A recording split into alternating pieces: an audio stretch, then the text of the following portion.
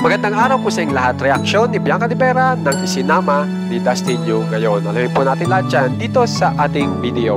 Napakaganda nga pong balita ngayon na ang dami pong kinabibisihan ngayon ni Dustin Yu at isa na nga po yung patungkol po sa mga photoshoot. At ito nga po, meron po siyang update na kung saan ay nagpre-prepara po siya sa isang photoshoot.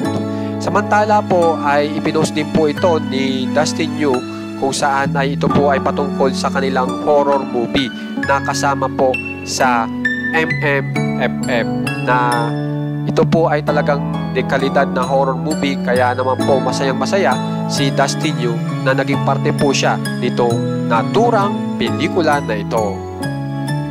Samantala po ay ito po napakagandang balita po para sa mga Cebuano, Cebuana kasi po may premiere trip sa Cebu si Dustin Yu at ito nga po yung photoshoot niya.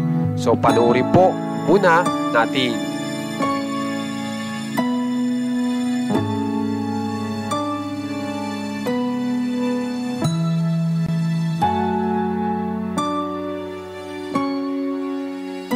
At ngayon dito na po talaga tayo sa pinaka-subject natin kung saan ay may update po si Dustin Yu.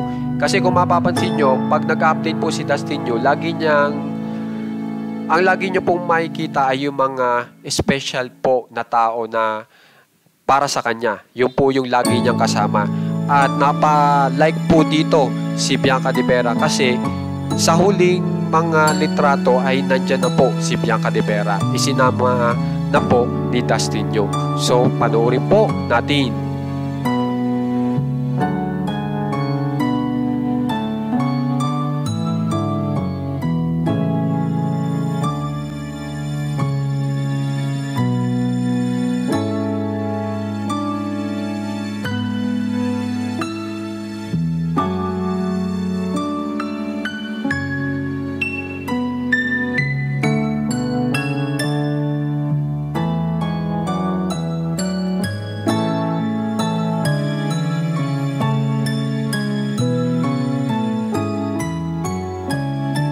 So kung mapapansin nyo, yan, kasama na po sa larawan na iyan si Bianca De Vera.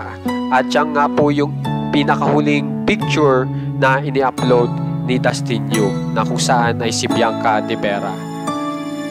Kaya naman guys, kung gusto nyo pong ma-update sa mga famous celebs ng Pinas, katulad po ng Dasbia, subscribe na po kayo sa ating channel na Juan Katawa. Maraming salamat po.